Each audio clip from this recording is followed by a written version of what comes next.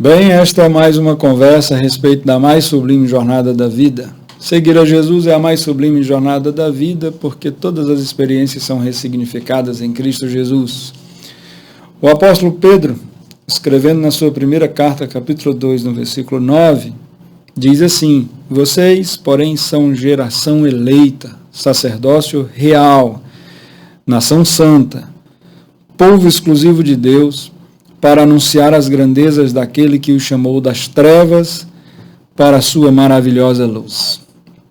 Nós somos geração eleita, sacerdócio real, nós somos nação santa e nós somos povo exclusivo de Deus, com a finalidade de anunciar as grandezas daquele que nos chamou das trevas para a sua maravilhosa luz. E nisso consiste o ministério de todo discípulo, que é dar continuidade àquilo que Jesus fez. Veja o que nós somos pela descrição das Escrituras Sagradas. Nós somos uma geração eleita, nós somos sacerdócio real, nós somos uma nação santa, nós somos povo exclusivo de Deus. Tudo isso para anunciar as grandezas daquele que nos tirou das trevas e nos transportou para a luz. As grandezas de Jesus Cristo de Nazaré. E nisso consiste o nosso ministério, que é dar continuidade àquilo que Jesus fez. E o que foi que Jesus fez? A gente encontra o próprio Pedro, falando em Atos dos Apóstolos, no capítulo 10, a partir do versículo 36, que diz: vocês conhecem a mensagem enviada por Deus ao povo de Israel, que fala das boas novas da paz por meio de Jesus Cristo, Senhor de todos. Sabem o que aconteceu em toda a Judéia, começando na Galiléia, depois do batismo que João pregou, como Deus ungiu a Jesus de Nazaré com o Espírito Santo e poder, e como ele andou por toda parte fazendo o bem e curando todos os oprimidos do diabo, porque Deus estava com ele. E aqui diz o que é que Jesus fez. Se ministério é dar continuidade àquilo que Jesus fez, a gente precisa saber o que é que Jesus fez para a gente continuar a fazer aquilo que ele nos deixou, aquilo que ele nos incumbiu. E o apóstolo Pedro, ele vai dizer que Jesus, ele andou por toda parte fazendo bem. E como Jesus fez bem? E como Jesus fez o bem? Jesus fez muito bem a todos aqueles que o mundo fazia muito mal. Jesus fez muito bem àqueles que viviam de uma forma muito marginalizada pela sociedade, pela religião, pelo Estado. Por exemplo, ele fez muito bem aos samaritanos. Os samaritanos eram um povo que vivia à margem, por conta de cismas históricos, por conta do hibridismo, da mistura de sangue dos judeus com outros povos, e os judeus que tinham se preservado acabaram por tratar os samaritanos como cidadãos de segunda classe. Mas Jesus fez muito bem a eles. Jesus, ele conferiu dignidade aos samaritanos. Jesus conversou com uma mulher samaritana. Jesus, quando curou 10 leprosos, em um momento lá 10 leprosos se aproximaram dele e disseram: Jesus, tem piedade de nós, tem misericórdia de nós. E Jesus disse: vão e se apresentem aos sacerdotes. Enquanto eles estavam indo, foram curados, e quando um percebeu que estava curado, voltou, dando glórias a Deus, se prostrou diante de Jesus e o adorou. E Jesus disse: mas não foram 10 os curados? Onde estão os outros 9? Porque somente esse voltou, esse estrangeiro, e ele era samaritano, e ficou registrado.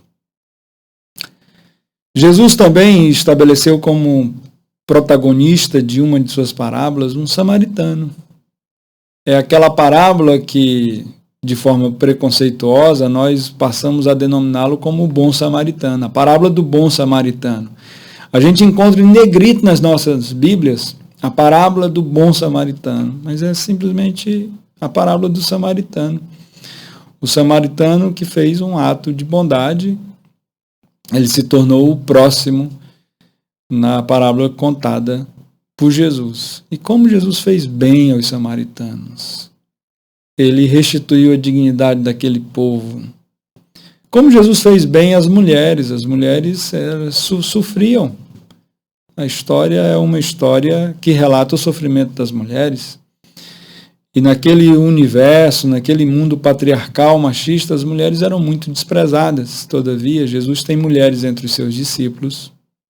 Jesus é sustentado por um grupo de mulheres.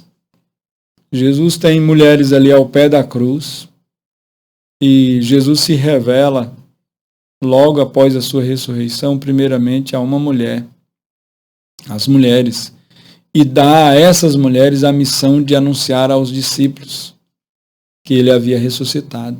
Então, como Jesus fez bem às mulheres, Jesus fez muito bem às crianças. As crianças não tinham valor algum naqueles dias, eram desprezadas também, e todavia Jesus as toma, nos coloca no meio dos discípulos e diz que aquele que quiser entrar no reino de Deus tem que se tornar como uma criança. Jesus fez bem aos pecadores. Jesus foi como que xingado, de amigo de pecadores e publicanos.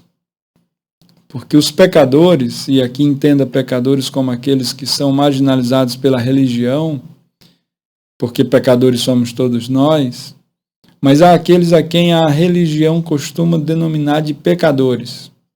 Estes, marginalizados, viam em Jesus alguma esperança e se aproximavam dele. Queriam estar com Jesus. A mensagem de Jesus os atraía, diferentemente da mensagem dos escribas, diferentemente da mensagem dos fariseus. Mas a mensagem de Jesus atraía estes, e eles queriam estar ali próximo de Jesus. E Jesus se tornou amigo deles. Eram tidos assim pelos religiosos. E como Jesus fez bem a estes, marginalizados. Como Jesus fez bem aos publicanos. Jesus chamou apóstolo. Dentre os apóstolos havia publicano. E como a mensagem do Evangelho vai alcançando esses grupos que são tão rejeitados de uma forma ou de outra, porque Jesus andou por toda parte fazendo o bem. E nós, como discípulos de Jesus, devemos seguir a mesma rota, o mesmo caminho, fazer bem àqueles a quem o mundo costuma fazer muito mal. Aqueles a quem o mundo fazia muito mal, Jesus fez muito bem. E paradoxalmente, ou de forma contrária, aqueles a quem o mundo fazia muito bem, Jesus soou como fumaça nos olhos deles. Jesus não era benquisto pelos poderosos, Jesus não foi benquisto pelos religiosos. Jesus era um incômodo para as pessoas que eram amantes do poder, daqueles que detinham formas de poder, porque a mensagem do Evangelho acabou por incomodar muita gente, incomodava os poderosos, incomodava os ricos, incomodava aqueles que detinham poder religioso, poder político, poder econômico. Aqueles que normalmente o mundo faz muito bem. Então todos nós devemos olhar para dentro de nós e fazer essa varredura, essa autoanálise, esse autoexame de verificar como é que a gente está lidando com o Evangelho na nossa vida. Se o Evangelho ele está iluminando a nossa existência, ele está confrontando o nosso ser naquilo que ele se dispõe a confrontar, ou se nós estamos blindando a nossa vida para com o Evangelho.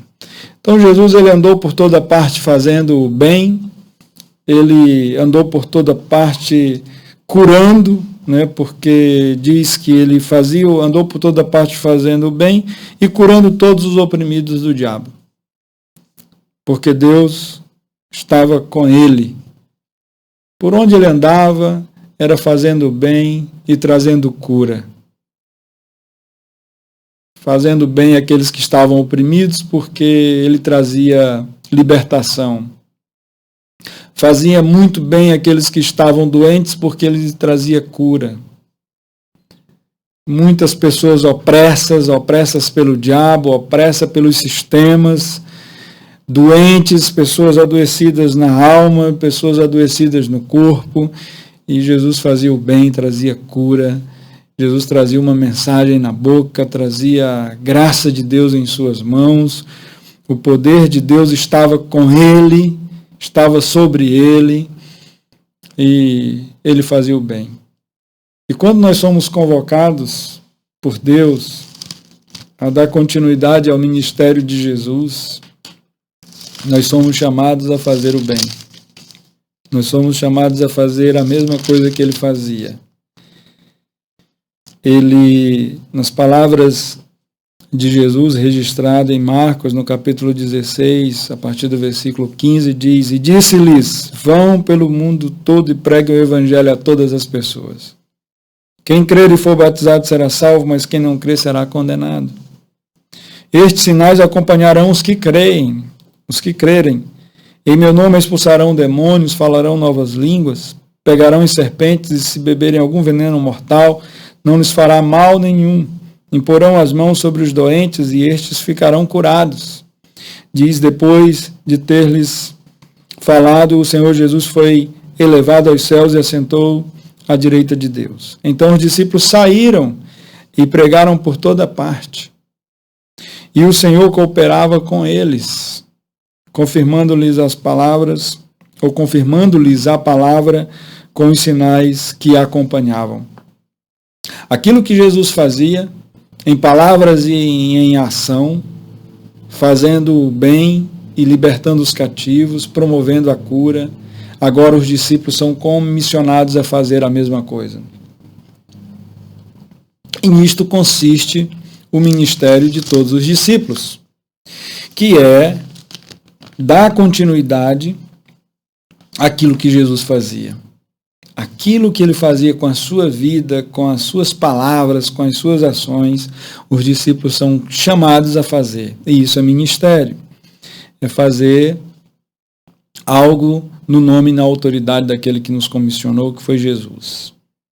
Jesus vai nos falar lá no livro do Mateus, naquilo que ficou registrado no Evangelho segundo Mateus, no capítulo 28, a partir do versículo 18, diz: Então Jesus aproximou-se deles e disse: Foi-me dada toda a autoridade nos céus e na terra, portanto, vão e façam discípulos de todas as nações, batizando-os em nome do Pai, do Filho e do Espírito Santo, ensinando-os a obedecer a tudo o que eu lhes ordenei, e eu estarei sempre com vocês até o fim dos tempos. Aquilo que fazemos no nome e na autoridade dele. Jesus disse: Olha, toda a autoridade me foi dada no céu e na terra, portanto vão e façam discípulos. E é bom a gente sempre lembrar que o discípulo, no exercício do seu ministério, é para fazer discípulo de Jesus e não discípulo dele. São aprendizes de Jesus. São aprendizes do Cristo. É para eles se tornarem parecidos com Cristo. É para ser discípulo de Jesus. E às vezes isso pode encantar os olhos dos homens. E os homens podem começar a ficar contentes em ter discípulos, em ter gente querendo segui-los. E nós não podemos perder de vista que nós trabalhamos na formação de discípulos de Jesus. É discípulo de Jesus Cristo de Nazaré. Foi Jesus que morreu e foi Jesus que ressuscitou ao terceiro dia. Todo o nosso empenho, toda a nossa dedicação, o exercício da nossa vocação e dos nossos dons é para conduzir pessoas a Cristo, para que eles se tornem semelhantes a Cristo, discípulos de Cristo, e para que a fé deles sejam fortalecidas e consolidadas em Cristo Jesus. Isso a gente não pode perder de vista. E que devemos anunciar o Evangelho. Não é a minha palavra, é a palavra do Senhor Jesus. Jesus disse, olha, ensinando-os a obedecer a tudo quanto lhes ordenei. É a mensagem do Evangelho que tem que ser proclamada. O Evangelho tem que ser disseminado, porque devemos ensinar tudo o quanto Jesus ordenou. E o que foi que Jesus ordenou? Dentre as muitas coisas que Jesus nos ordenou, ele tem diversos mandamentos e ensinamentos. Tem aquilo que nós encontramos lá em Mateus, no capítulo 11, a partir do versículo 28. Diz assim, venham a mim todos os que estão cansados e sobrecarregados, e eu lhes darei descanso. O versículo 29 diz, tomem sobre vocês o meu jugo e aprendam de mim, pois sou manso e humilde de coração, e vocês encontrarão descanso para as suas almas, pois o meu jugo é suave e o meu fardo é leve. Aqui no capítulo 11 de Mateus, e no versículo 28, Jesus disse, venham a mim todos os que estão cansados e sobrecarregados, e eu lhes darei descanso. No versículo 29 diz, tomem sobre vocês o meu jugo, e aprendam de mim, porque sou manso e humilde de coração. E eu quero dar um destaque especial ao aprendam de mim, porque sou manso e humilde de coração. Normalmente a gente faz um link, uma relação entre aprender de quem sabe muito. Essa pessoa ela tem um grande conhecimento, então ela está apta para ser um professor, está pronto para ensinar. E Jesus aqui, ele diz, aprendam de mim porque sou manso e humilde de coração. Ele não diz, aprendam de mim porque sei muito. E Jesus sabe muito. Na verdade, ele não sabe muito, ele sabe tudo. Ele é onisciente. Mas ele diz, aprendam de mim porque eu sou manso e humilde. Ele não está nos convocando para aprender a respeito de conteúdos cognitivos. Aquilo que a gente aprende através de transferência de saberes. Ele está nos convocando a aprender conteúdos de vida, daquilo que se é. Não é aprender o que eu sei, é aprender o que eu sou. E dentre aquilo que Jesus quer que a gente aprenda dele, porque ele fala a respeito de mansidão e de humildade. E aprendam de mim, porque sou manso e humilde de coração. Não é um conteúdo que a gente aprende porque o outro nos transmite o que sabe. É um conteúdo que a gente aprende porque o outro nos transmite o que ele é. E mansidão e humildade são dois valores, são duas essências de vida que são tão necessárias para a existência, para a gente viver bem. Normalmente, mansidão a gente perde quando a gente está certo. A tendência para a gente perder a mansidão quando está certo é muito grande. E Jesus, ele é um mestre porque ele está sempre certo e, todavia, ele está sempre manso. O fato dele estar certo sempre não faz com que ele perca a sua mansidão. Numa batida de trânsito, por exemplo, é muito fácil a gente perceber quem está certo. Em via de regra, é aquele que está alterado. O que está errado fica meio murchinho, fica manso. Se está certo, a tendência para perder a mansidão é muito grande. Então a gente tem que tomar muito cuidado e aprender com Jesus.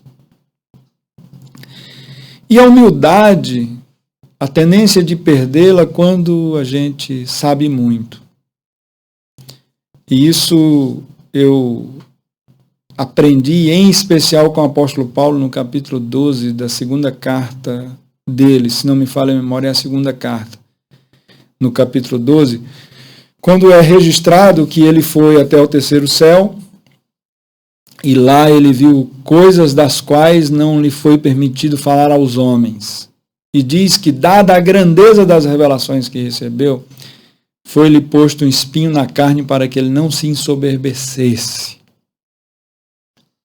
Então, olha só que curioso. O apóstolo Paulo, ele tem grandes revelações, ele viu coisas maravilhosas demais que não lhe foram permitido falar aos homens, e para que ele não se ensoberbecesse.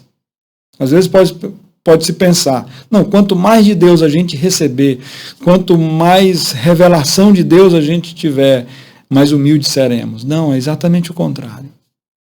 Quanto mais vai crescendo, a tendência à presunção, ao orgulho aumenta. E mais necessário é espinho na carne. Para que não se ensoberbeça, para que não comece a perceber que você está acima dos demais. E Jesus disse, aprenda de mim que sou manso e humilde. Olha, Jesus é aquele que tudo sabe, e mesmo assim ele é humilde. E Jesus é aquele que está sempre certo, e mesmo assim ele é muito manso. E ele diz, aprenda de mim porque sou manso e humilde. E aí a gente começa a perceber como discípulos de Jesus que os conteúdos de vida são mais importantes do que os conteúdos do saber. Que aquilo que a gente aprende com Jesus, aquilo que ele é extremamente significante para as nossas vidas, para a nossa existência. E que quando a gente transmite o conteúdo do Evangelho ao mundo, a gente não transmite apenas uma mensagem falada, a gente transmite uma mensagem vivida. É aquilo que a gente fala unido àquilo que a gente é. Aquilo que a gente carrega como um conteúdo do que aprendeu.